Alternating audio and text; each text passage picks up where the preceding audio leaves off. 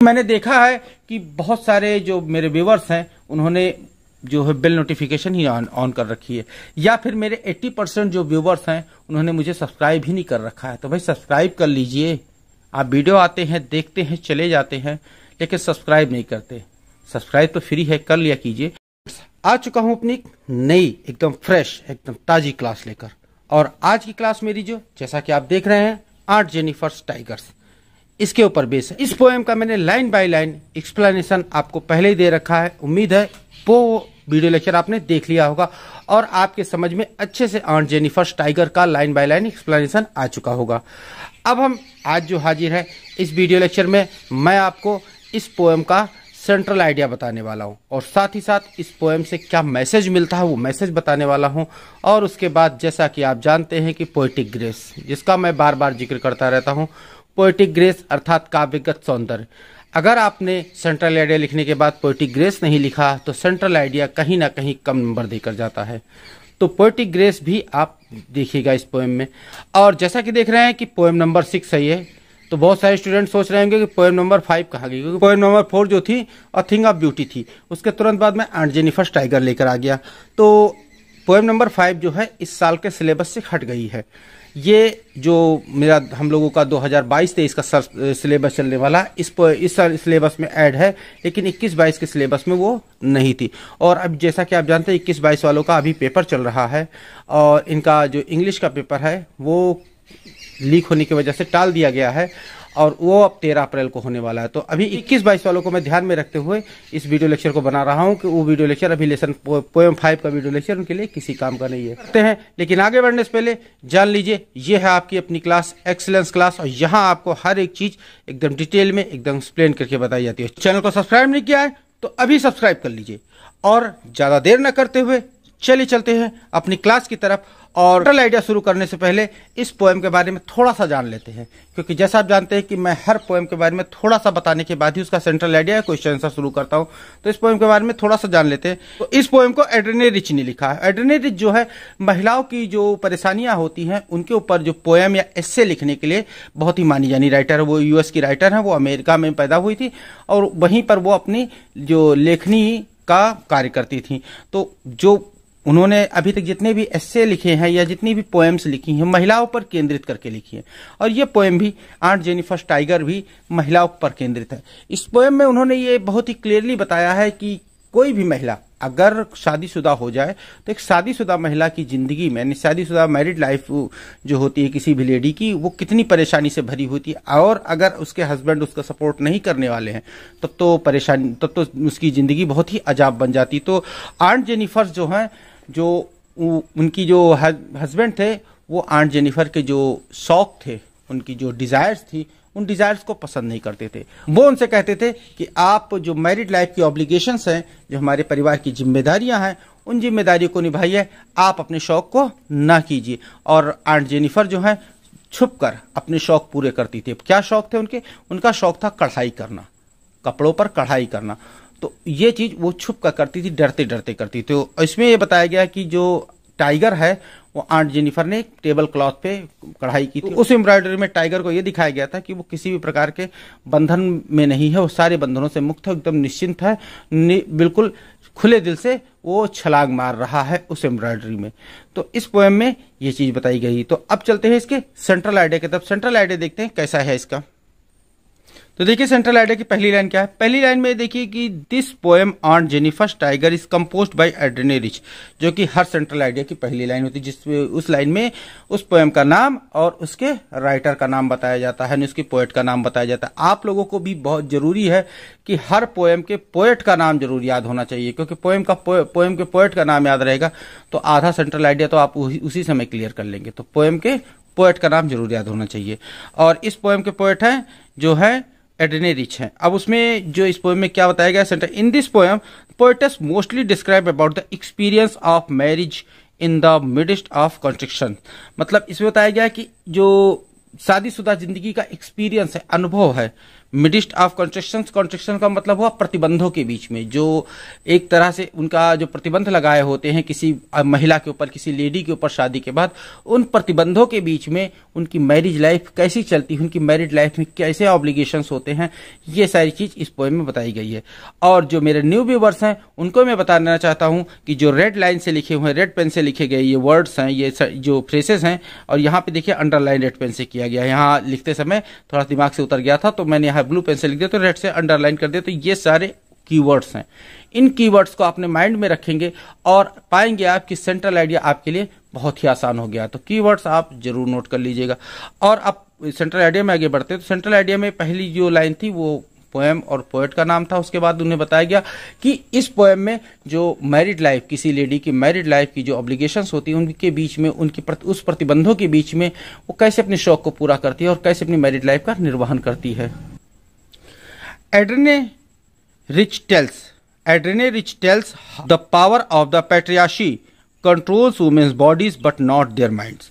अब Adrienne Rich ये बताती how the power of the patriarchy का मतलब ये हुआ कि जो हमारा समाज है ये पुरुष प्रधान समाज है। यहाँ पे जो लोग होते हैं वो पुरुषों की ही बात सुनते हैं और वहाँ महिलाओं को कोई जगह नहीं दी जाती। तो ये बताते हैं कि जो पुरुष प्रधान समाज है उसकी जो क्षमता है, उसकी ताकत है, कंट्रोल वुमेन्स बॉडीज, जो औरतों के शरीर को तो नियंत्रण कर रही है, शरीर को नियंत्रण कर सकती है, बट नॉट देयर माइंड। और यहाँ माइंड है मतलब उनकी सोच, उनकी विचार, उनके दिमाग, यानी कि जो पुरुष प्रधान समाज है उस समाज की जो प्रतिबंधे हैं, बंदिशें हैं, किसी औरत के शरीर को तो नियंत्रण में कर सकती है क्योंकि उसका शरीर उनके नियंत्रण में आ सकता है, लेकिन उसकी सोच को वो नियंत्रण नहीं कर सकते। और एक्चुअल में सोच पर किसी के नियंत्रण नहीं होता, वो कुछ भी सोच सकता है, कैसा भी सोच सकता है, उसको कोई नहीं रोक सकता। तो यहाँ चाहे महिला की बात हो रही, चाहे पुरुष की बात हो रही हो, सोच पे नियंत्रण नहीं है। तो उसी ये यहाँ पोएटेस ने बताया है कि जो यहाँ पे पुरुष प्रधान समाज है उसकी बंदिशें, उसके प्रतिबंध किसी महिला के जो है शरीर को तो नियंत्रित कर सकते लेकिन उसकी सोच को नियंत्रित नहीं कर सकते। क्लियर? आगे है by this poem poetess addresses the issue of male dominance. और इस पोएम ने जो इस पोएम के माध्यम से जो पोएट होती है वो एड्रेसेस मतलब इंडिकेट करती हैं, सूचित करती the issue of male dominance. Dominance का मतलब पुरुष प्रधान समाज की जो इशू है, इस इशू को वो इंडिकेट करती है, एड्रेस करती है कि कैसे बताती है कि पुरुष प्रधान समाज में महिलाओं की क्या स्थिति है और वो किस प्रकार से अपना जीवन यापन कर रही है। तो इस पोएम में ये चीज बताई गई। जिन्होंने अभी तक वो पोएम नहीं देखी है, उस वीडियो लेक्चर को नहीं देखा, ऊपर आई बटन पर लिंक है, वहां जाके देख लीजिए। पोएम बहुत ही अच्छी है, बहुत ही सुंदर लाइनों में एड्रेने रिच ने उसने उसे लिखा है। उस वीडियो लेक्चर को देख जरूर लीजिए। अब आगे बढ़ते हैं। Aunt Jennifer the protagonist is symbolic of women all over the world. Aunt Jennifer जो थी ये लीडर थी। प्रोटेगनिस्ट का मतलब है लीडर, मतलब जो एक अगुआ होता है। तो symbolic of women all over the world, संसार की जितनी भी औरतें हैं उन सारी औरतों के जो एक अगुआ के रूप में उस आंट जेनिफर को यहाँ प्रदर्शित किया गया है, दिखाया गया है। अर्थात आंट जेनिफर का मतलब केवल आंट जेनिफर ही नहीं है, उस प्रकार उसी तरह की सारी औरतों को यहाँ पे पोएट ने इंडिकेट किया है। यहाँ पे आंट जेनिफर को पूरी महिला समाज के लिए ही इंडिकेट किया गया है। तो ये बताया गया है कि जैसे आंट जेनिफर की स्थिति होती है कि उनकी शादी के बाद उनको उनके शौक पूरे करने के लिए प्रतिबंध में रहना पड़ता है, उसी प्रकार से संसार की सारी औरतें जो होती हैं उनकी मैरिड लाइफ जो होती है, मैरिड करने के बाद उनकी मैरिड ऑब्लिगेशन जो होती हैं, उन ऑब्लिगेशन के कारण उनको अपने शौक, अपनी डिजायर्स को अंदर ही दबा देना रहता है और उस ऑब्लिगेशन को अब बिना मन के, मन हो तो ना मन हो तो तब भी पूरा करना पड़ता है। Clear? Who are victims of oppression at the hands of the patriarchal system। Patriarchal system मतलब जो पुरुष प्रधान समाज है, उस पुरुष प्रधान समाज की यहाँ बात कर रहे हैं, उस पुरुष प्रधान समाज के सिस्टम की बात कर रहे हैं कि जो विक्टिम है, जो पीड़ित है, किसके विक्टिम मतलब पीड़ित है, the operation at the hands of, जो पुरुष प्रधान समाज के जो सिस्टम है उसका जो रूल्स है उन रूल्स के प्रति पीड़ित है। जो पूरी महिलाओं को यहाँ बताया गया कि पूरी महिलाएं जो पुरुष प्रधान समाज द्वारा, पुरुष द्वारा बनाए गए रूल्स होते हैं, उन रूल्स, उन नियम के अंतर्गत बंधी हैं और वो उस सबकी पीड़ित है। क्लियर? तो यहां पे देखिए कि ये सेंट्रल आइडिया छोटा सा था, खत्म हो गया है। और इसके बाद अब नंबर आता है मैसेज। इस पोएम का मैसेज क्या हम लोगों को मिलता है, क्योंकि जैसा आप जानते हैं कि हर सेंट्रल आइडिया में आपको उस पोएम का मैसेज मैं जरूर बताता हूं। तो पोएम का मैसेज क्या है ये देख लीजिए। तो message of the poem, through this poem the poetess want to tell her readers, मतलब इस पोएम के माध्यम से जो पोएटेस हैं यानी जो कवित्री हैं वो अपने रीडर्स अपने पढ़ने वालों को बताना चाहती हैं टू फेस, कि किस प्रकार से जो फेस किया जाए, सामना किया जाए, द ऑर्डियल्स मतलब मुसीबतों का, हार्डशिप्स कठिनाइयों का, एंड वरीज और चिंता का, ऑफ लाइफ मतलब जीवन में जो मुसीबतें आती, परेशानियां आती, कठिनाइयां आती हैं, चिंताएं होती, उनका किस प्रकार से एन एलिगेंट एंड शिवरलिक स्टाइल का मतलब उत्साहपूर्वक, और शिवरलिक का मतलब नैतिक तरीके से, नैतिक रूप से और उत्साहपूर्वक किस प्रकार से उनका निर्वहन किया जाए। मतलब यहाँ पे जो पोएट बताती हैं कि किस प्रकार से नैतिक तरीके से और उत्साहपूर्वक जो परिवार के से मैरिड लाइफ के बाद परिवार से संबंधित जो जिम्मेदारियां होती, ऑब्लिगेशंस होती, उन ऑब्लिगेशन को भी निभाएं और साथ साथ अपनी डिजायर को भी किस प्रकार से पूरा करें, इस पोएम में ये चीज बताई गई है। क्लियर।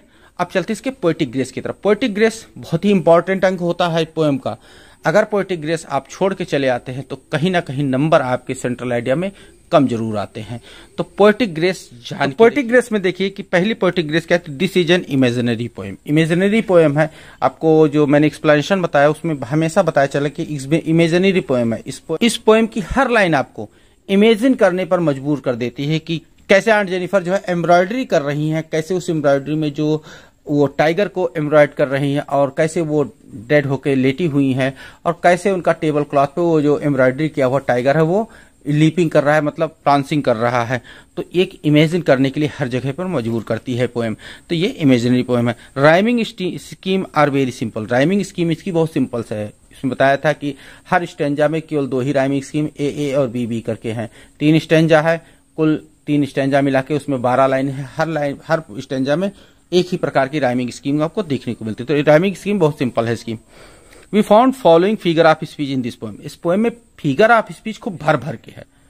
कौन कौन सी फिगर ऑफ स्पीच है यहां देख लीजिए। हर एक फिगर ऑफ स्पीच को मैंने एक उसके एग्जाम्पल के साथ लिखा है जिससे आप लोगों को ये जानने में आसानी रहे कि फिगर ऑफ स्पीच क्या है। तो पहले फिगर ऑफ स्पीच आपको मिलती है एलिट्रेशन। एलिट्रेशन में आपको पता लगता है कि 2 वर्ड ऐसे होते हैं जिनके फर्स्ट लेटर एक जैसे हों, फर्स्ट लेटर जो कॉन्सोनेंट होते वो एक जैसे हों, तो वहां पे आपको एलिट्रेशन देखने को मिलता है।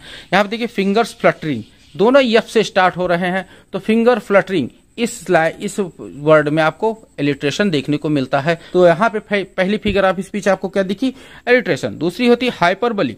हाइपरबली में कोई चीज बहुत ही बढ़ा चढ़ा के या बहुत ही घटाकर, मतलब उसके वास्तविक स्वरूप से या तो बहुत बढ़ा दिया जाएगा या तो बहुत घटा दिया जाएगा, वहां पे आपको हाइपरबली देखने को मिलता है। तो हाइपरबली का एग्जांपल है the massive weight of wedding band. Wedding band यहाँ पे अंगूठी के लिए इस्तेमाल किया गया है।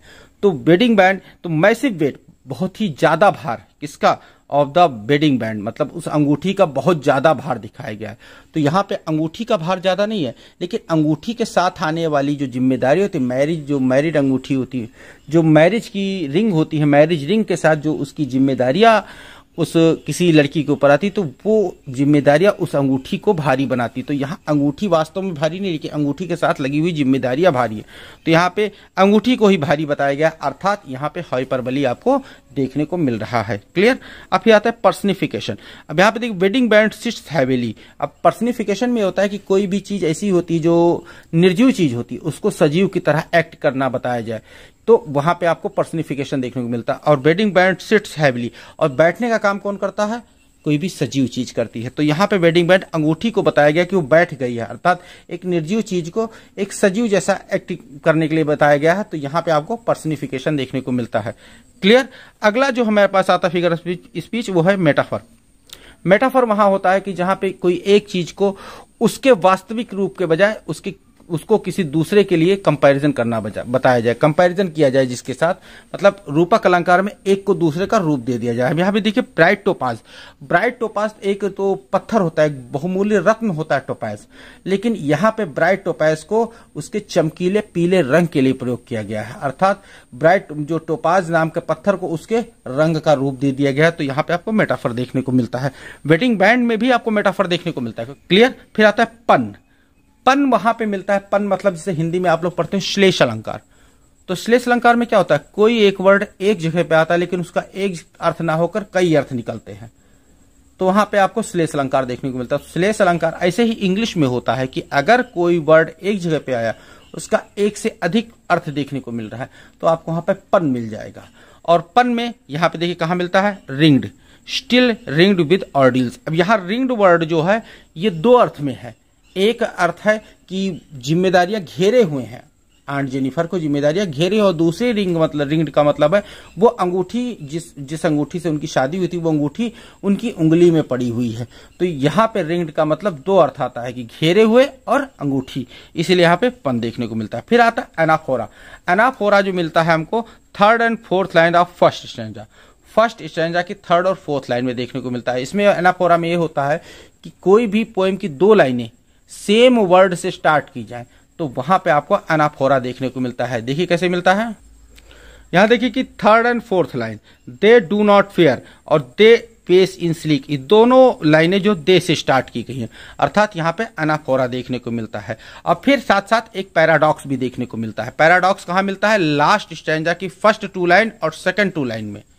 पैराडॉक्स में ये होता है कि कोई भी दो विपरीत थॉट, कॉन्ट्राडिक्शन वाली थॉट्स एक साथ अगर आ जाती है तो वहां पे पैराडॉक्स देखने को मिलता है। देखिए कि ये इन दोनों लाइनों में ये बताया गया है कि आंट जेनिफर जो थी वो हर प्रकार के बंधन के साथ युक्त थी। उनके ऊपर कई सारे बंधन लगे हुए थे, कई सारी उनके ऊपर जिम्मेदारियां थी, जिससे वो खुलकर जी नहीं पाई और खुलकर मतलब मुस्कुरा तक नहीं पाई। लेकिन जबकि उसमें उन्होंने दूसरी अगली दो लाइनों में बताया कि उन्होंने जो टाइगर एम्ब्रॉयडरी किया था, वो टाइगर जो है पूरी तरह से निश्चिंत दिखाई दे रहा था, उसके ऊपर कोई जिम्मेदारियां नहीं थी, कुछ भी नहीं था और पूरी तरह से निश्चिंत होकर वो छलांग मार रहा था। तो यहाँ आखिरी स्टेंजा की फर्स्ट टू लाइन और लास्ट टू लाइन में आपको पैराडॉक्स देखने को मिलता है। क्लियर।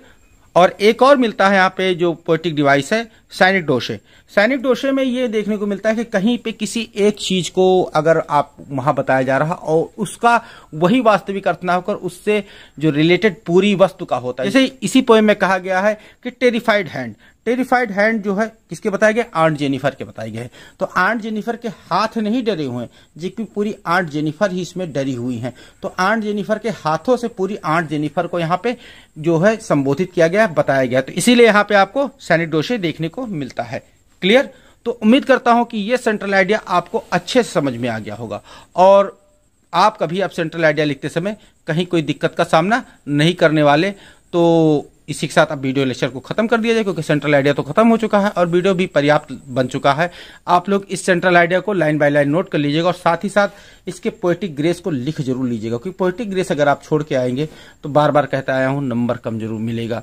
तो वीडियो अगर अच्छा लगा हो तो लाइक कर दीजिए और साथ ही साथ चैनल को सब्सक्राइब नहीं किया तो सब्सक्राइब जरूर कर लीजिए। इसके बाद इसकी बेल नोटिफिकेशन को भी हिट करके वहां पे ऑल नोटिफिकेशन ऑन कर लीजिए। तो मिलते हैं अपने किसी और वीडियो लेक्चर में। Till then stay tuned with our channel, keep watching, keep learning, take care, thank you and bye.